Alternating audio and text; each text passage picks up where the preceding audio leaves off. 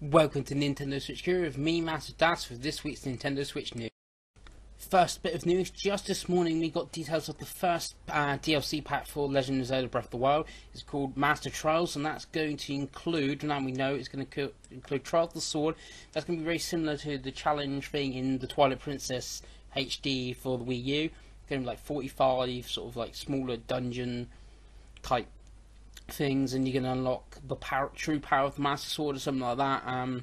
So base description on there, that's going to thing. Hard mode, this actually picture is from the hard mode, screenshot of hard mode. The enemies are going to be upper ranks, all the red like goblin dudes, they're called Bobkins, aren't they? They're going to be blue, they're going to go from red to blue, and everyone's basically going to rack up. And obviously this is showing a screenshot. It looks like one of the enemies is on the floating platform, ready to attack you in the air, it seems to be. So that's going to be thing. It's going to have hero path mode.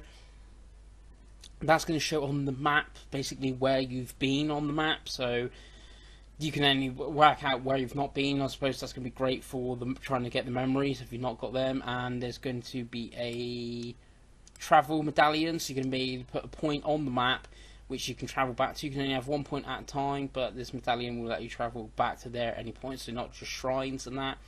Karoko, I want to call it, but it's not, it's Karuko mask. That's going to be a mask that lets you help find those seeds. There's like 900 of them, so if you want to go for all there, you're going to have that. And there could be new equipment as well, like there's a Tingle outfit and things like that. So that is going to be coming to Zelda. Keeping on Zelda, a bit boring now, we're going to talk about sales.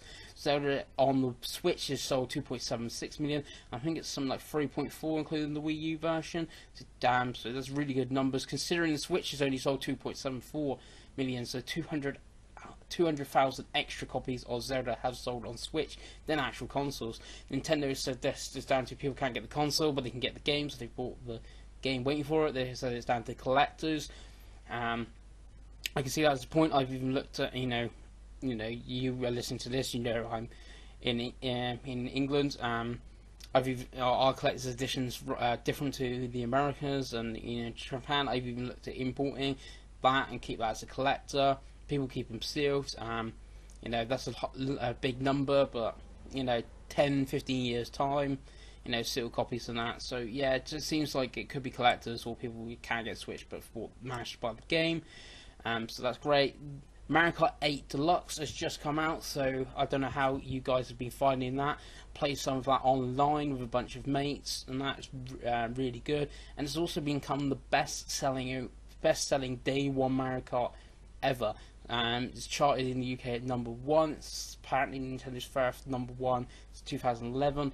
I'm not 100% sure on that, because I'm sure one of the Pokemon is charted. Maybe they mean day one thing. So yeah, so great for Nintendo in terms of sales with the Switch and their games. So hopefully that can, that continues going forward. I'm going to talk about a few rumors now about the Mario and Rabbids Battle Kingdom game. Emily Rogers, I think even Laura Kate Dale has both mentioned this game before. Emily Rogers posted on her blog in a Q&A about the Mario and Rabbids Battle Kingdom. It seems to still be a game that's going around. Apparently, according to Emily Rogers on Twitter, this is going to be one of the last things she's talked about. Nintendo, she's going to be focusing more on making games, but what she says, it sounds like the game's going to be a bit like a turn-based party RPG. It's going to be 8 characters, 4 from the Mario universe, and I would say 4 from the Rabbids universe, but I don't really know. The Rabbids look the same to me. But it sounds like it's going to be like Mario, Luigi, Peach, and Toad, and they're going to have like cool, like cartoony, sci-fi weapons. So it's going to be really interesting. I expect to see that possibly next month at E3. There is rumours of the Direct and possibly coming the end of the week. Would make sense with something like ARMS, which is out 3 days after E3. So to talk about that at E3 then come out, it seems a bit weird. But anyway, at E3 might see this Mario and Rabbids Kingdom games. That'd be rather cool. Nintendo aren't having a conference again this year. They will most probably do their regular sort of big Nintendo Direct. It's like an hour sort of long or half an hour long, and then do stuff on the Treehouse streams. That's it's a really cool way to doing it. at E3, so that seems to be coming. You know, that's coming next month. So yeah, what are you actually looking forward to at E3? What do you expect? I'm expecting this Mario Rabbids Battle Kingdom game. I'm personally expecting Pokemon Stars, but you know, that's me personally. Like I said, if you get a direct this week, I'm not expecting much of ARMS, maybe a tiny bit of ARMS at E3. ARMS has just got a new character announced called Helix as well, which is like a made character for the ARMS tournament, like the ARMS corporations made him. So yeah, that's coming.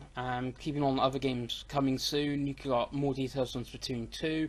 Not on the game, but of the story. You're getting a lot of details about Callie and Mari, or Marie, what we want to call her, is basically since the end of the Splatfest in the first one, you know, one of them, I can't remember which one won the popular, you know, vote where like the two teams vote for each other, and it sounds like, you know, there's sort of like a bit of tension between the characters. There's been rumours that the story's going to focus about them, like one gets kidnapped or whatever, or something like that, so that could be really interesting.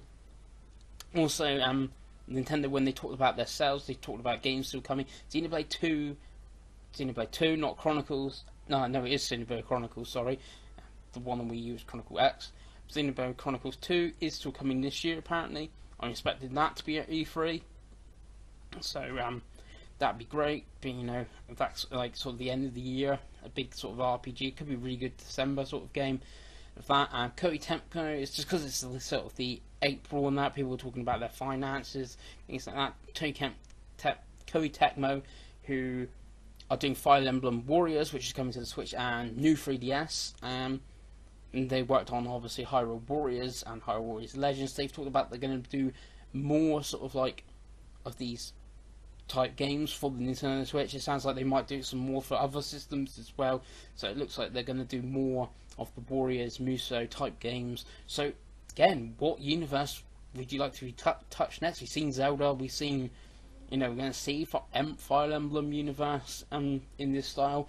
You know, what other Nintendo IPs got that? Could we see a Kid Icarus one? That could be quite cool. So there. And then the big news this week is Shaq Fu Legend Reborn is coming to the Nintendo Switch. Thanks for watching.